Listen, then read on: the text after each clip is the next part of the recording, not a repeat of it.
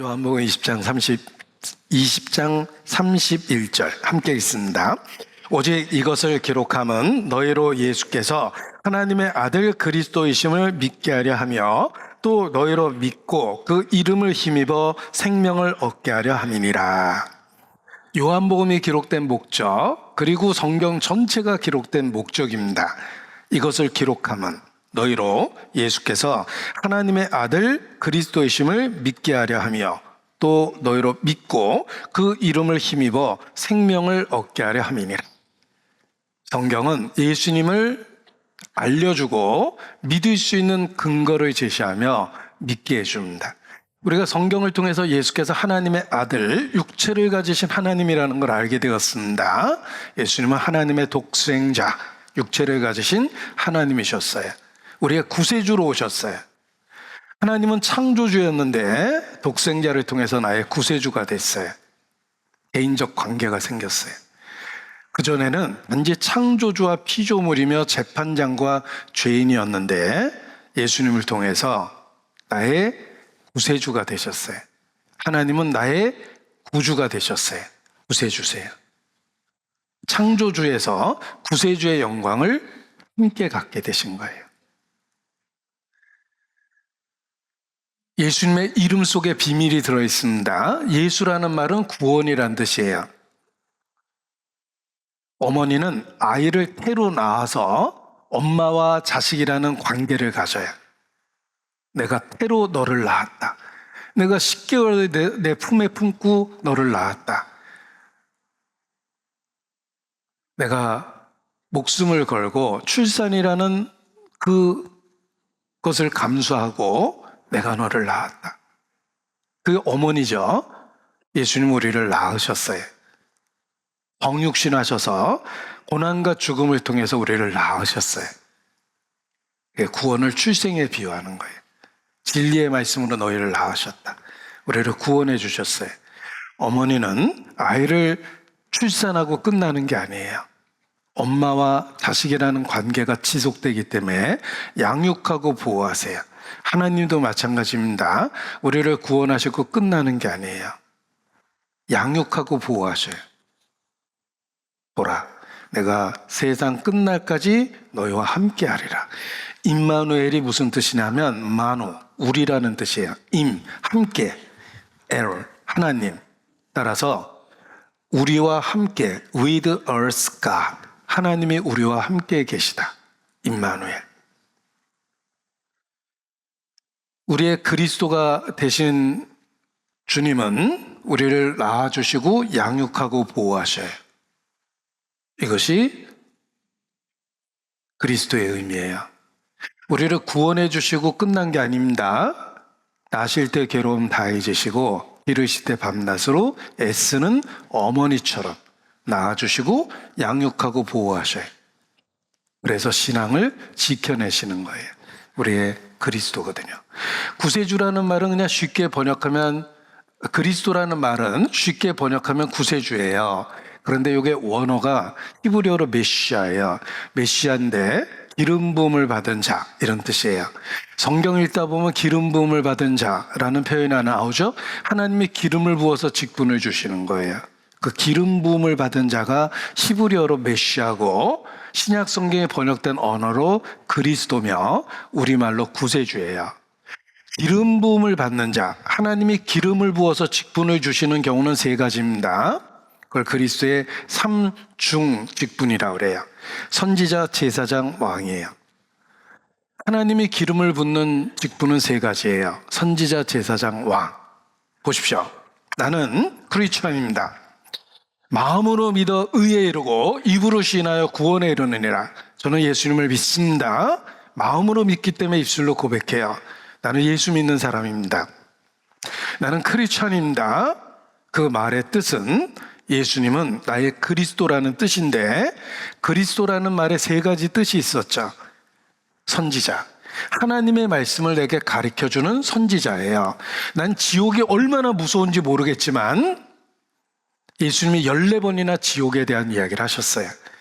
그래서 지옥이 무섭고 고통스럽고 절대 가서는 안 될 곳이라고 저는 알고 믿어요.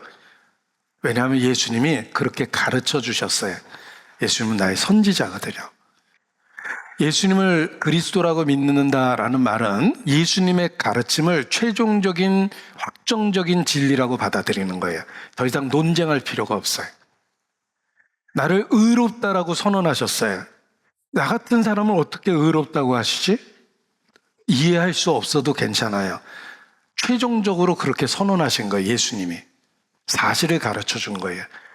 나는 그 원리를 다 이해는 못하지만 분명한 건 내가 예수님 안에서 의롭게 됐다는 건 알아요. 예수님이 그렇게 가르쳐 주셨거든요. 예, 이게 선지자란 뜻이에요. 우리는 예수님의 가르침 앞에서 더 이상 논쟁하면 안 됩니다. 그냥 그런 거예요. 주님은 사실을 가르쳐 주셨기 때문에. 천국이 얼마나 좋은지 모르겠지만 천국은 가야 돼요. 예수님이 좋다고 그랬거든요. 지옥이 얼마나 무서운 곳인지 모르겠지만 가면 절대 안 돼요. 예수님이 절대 가면 안 된다고 그러셨어요. 꼭 예수님을 믿어야지 천국에 가냐? 꼭 믿어야 돼요. 왜냐하면 예수님이 그렇게 얘기하셨어요. 다른 방법이 없다고. 우리는 예수님의 가르침을 100% 그냥 받아들이는 거예요. 그래서 다른 게 들어올 수가 없는 거예요. 예수님은 선지자거든요. 하나님의 말씀을 나한테 직접 가르쳐준 선지자예요. 그리고 나의 제사장이에요. 제사장은 죄에 대한 문제를 해결해 주는 사람입니다. 예수님은 나의 제사장이에요. 대제사장이에요. 하나님 앞에 나의 중보자가 돼서 나를 위해서 기도하고 내 입장이 돼서 나를 도와주시는 분이에요. 내가 어떻게 살아야 될지 시간 속에서 막막합니다. 5분 뒤에 어떤 일이 일어날지 모르죠? 괜찮아요. 그 모든 시간을 주관하시는 주님께서 나와 함께 하고 계세요. 어떻게 죄인과 함께 할 수 있을까? 제사장이기 때문에 죄에 대한 문제를 해결하고 하나님 앞에 설 수 있도록 만들어주는 거예요.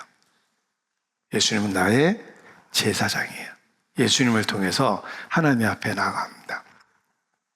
제사장에게는 제물이 있어야 됩니다. 제사장인 예수님이 자기 자신이 친히 제물이 됐어요. 어린 양이 됐어요. 피를 흘리셨어요. 그래서 나를 언제든지 도와줄 수 있어요. 히브리서 4장 보세요. 히브리서 4장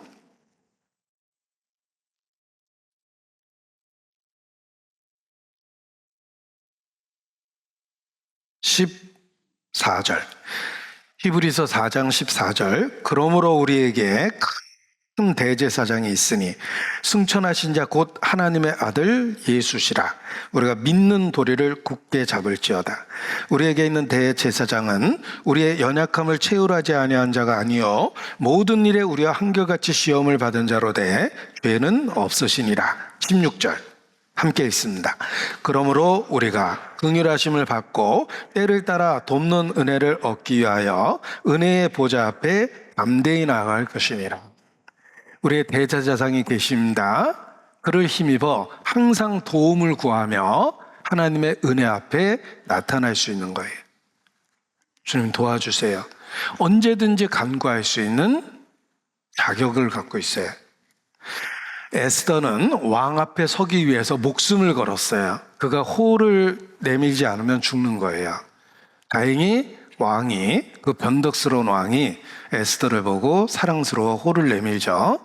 죽으면 죽으리이다. 에스더가 왕에게 그렇게 나갔습니다. 우리는 두려워하지 않아도 돼요. 예수님 안에서 하나님의 임재 앞에 설 수 있는 자유 이용권을 얻었어요. 영원히. 그래서 언제든지 하나님 앞에 나가 도움을 구할 수 있는 거예요. 에스더가 왕 앞에 나가서 도움을 얻었던 것처럼 우리는 하나님 앞에 예수 그리스도를 통해서 언제든지 나갈 수 있어요. 언제든지 어떻게 나가는지 보십시오.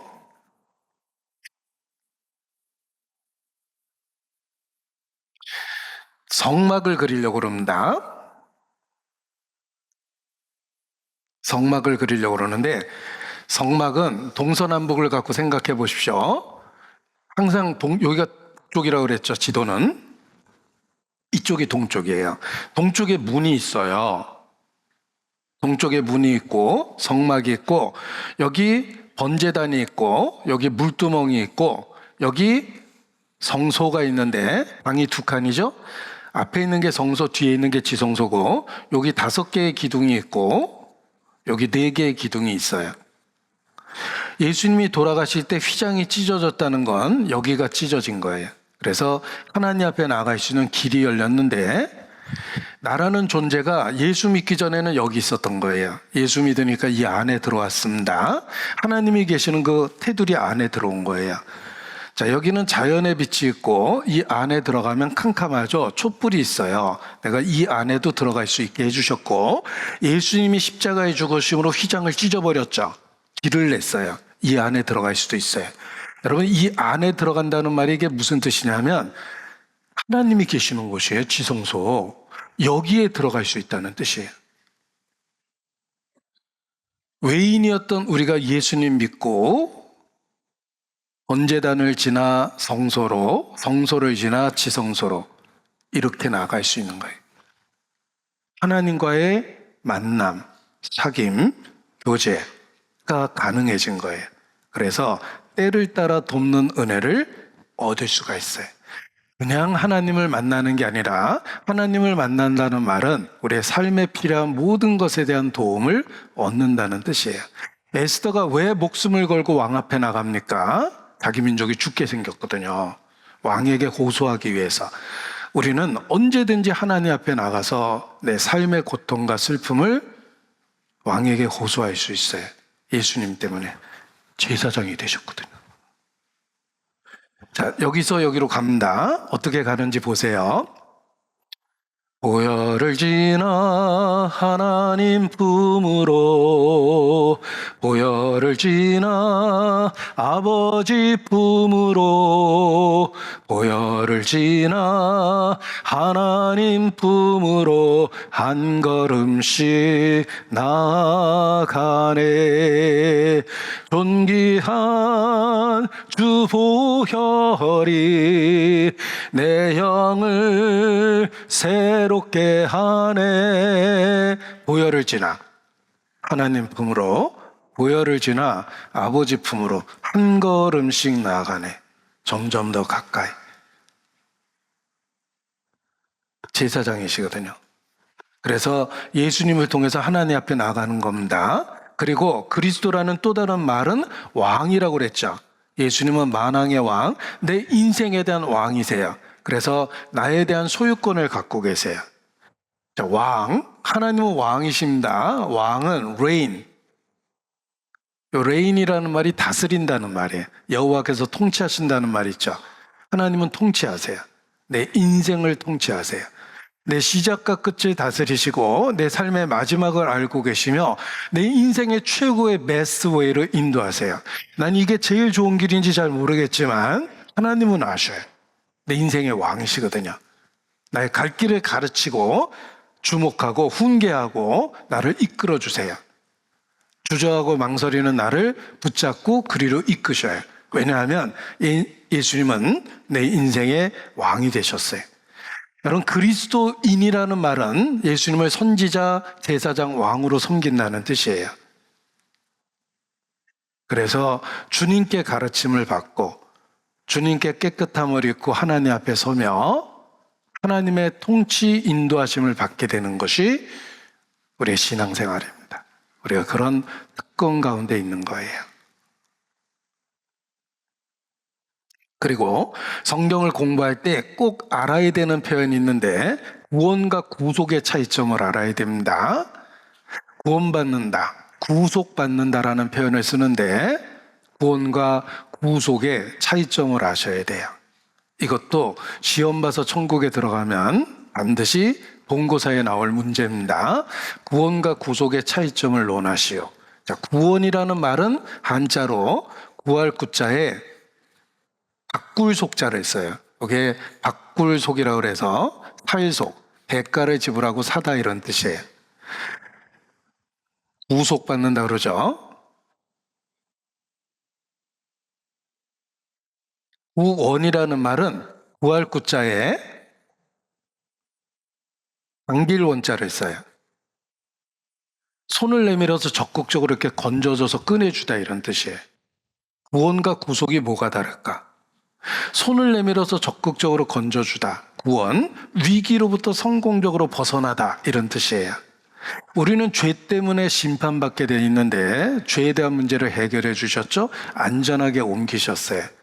구원은 곧 죄사함이에요. 구속은 뭘까? 구원하신 방법이에요. 하나님이 어떻게 우리를 구원하셨냐면 구속하셨어요. 대가를 지불하고 구했다는 거예요. 이런 어려운 말을 쓴 이유가 있습니다. 우리가 저절로 구원받은 게 아니라는 거예요. 엄청난 대가 속에서 구원을 받은 거예요. 그 대가를 하나님이 지불하셨어요. 그래서 이렇게 어려운 말을 쓴 거예요. 내가 너를 구속했다. 대가를 주고 너희를 샀다. 이런 뜻입니다. 우리 인질 잡혀 있었던 사람이 뭐 여행 갔다 외국에서 인질 잡히는 경우가 있죠. 국가에서 다행히 대사를 대표로 보내가지고 데리고 왔어요. 그래서 막 공항에 이렇게 도착해서 기자회견하고 있어요. 제가 납치당해가지고 빨가벗겨가지고 눈을 가려가지고 막 밥도 안 주고 매를 때리고 얼마나 무서웠는지 모릅니다. 아무튼 저를 살려주신 대한민국 정부에 감사를 드립니다. 막 이렇게 기자회견 하겠죠. 그래서 요번에 국가에서도 참 의미 있는 일을 했다. 그런데 절대 그냥 풀려난 거 아닙니다. 엄청난 인질에 대한 그 돈을 주고 그리고 풀려난 거예요. 그 인질극을 벌인 사람들도 목숨을 걸고 납치했으니 대가를 요구하겠죠. 그래서 위에서 막 비평하는 사람도 있잖아요. 국가 세금을 그렇게 막 써도 되냐. 엄청난 돈을 지불했대. 그래도 사람은 살리고 봐야지. 뭐 의견이 갈리겠죠, 서로. 아무튼 그냥 풀려난 건 아니에요. 대가가 지불됐어요.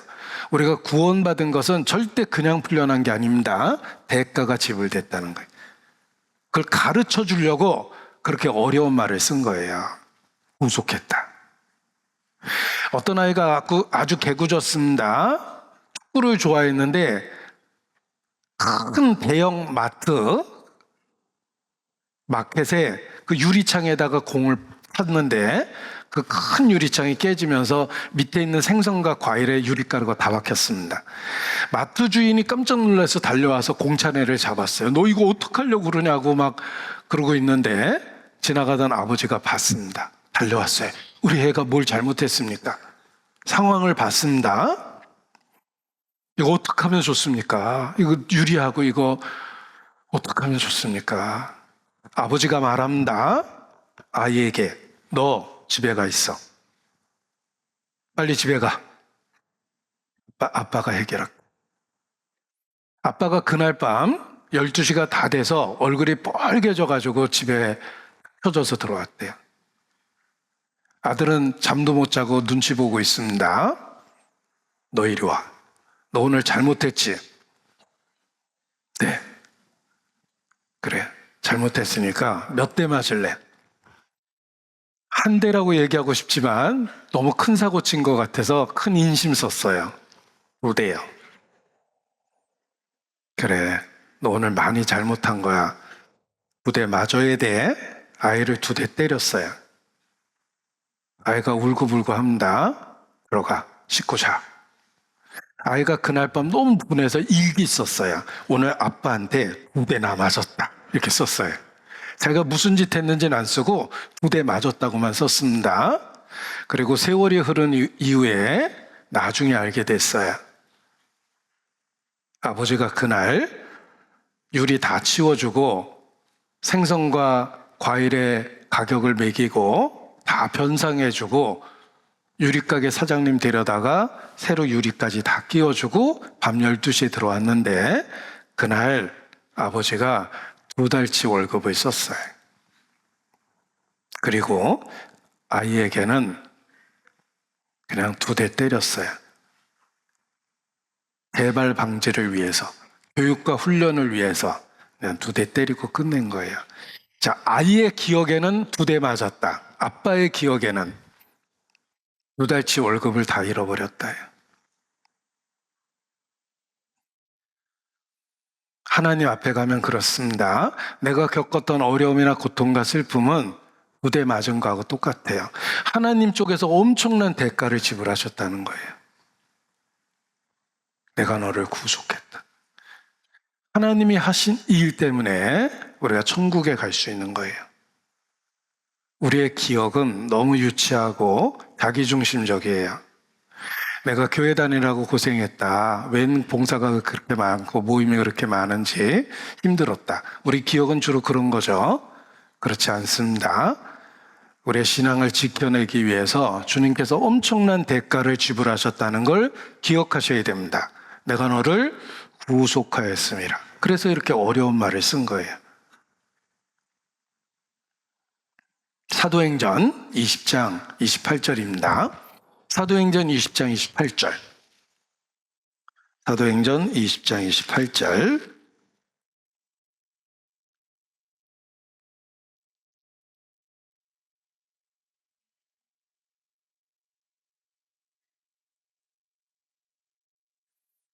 사도행전 20장 28절입니다.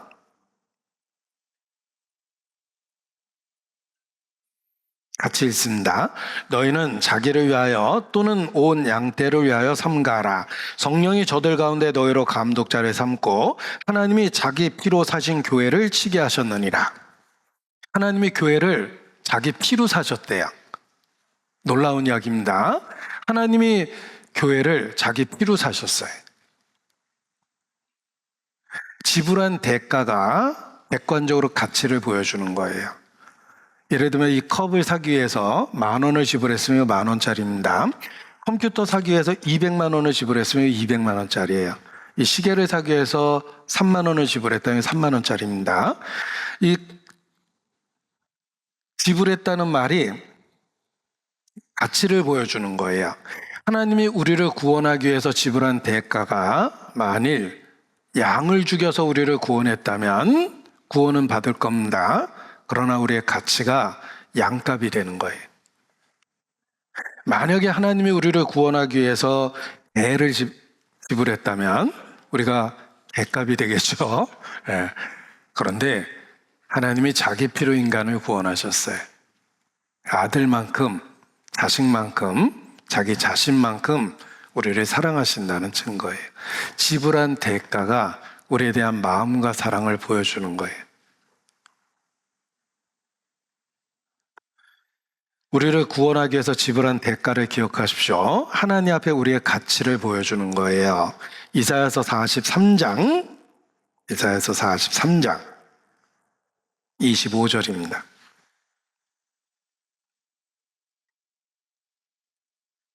이사야서 43장 25절.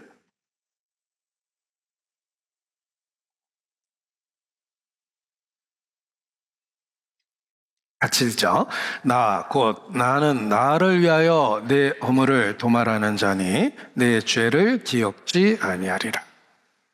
나는 곧 나를 위하여 내 허물을 도말하는 자니 내 죄를 기억지 아니하리라. 새 언약은 우리 죄와 불법을 다시 기억하지 아니하리라. 새 언약입니다.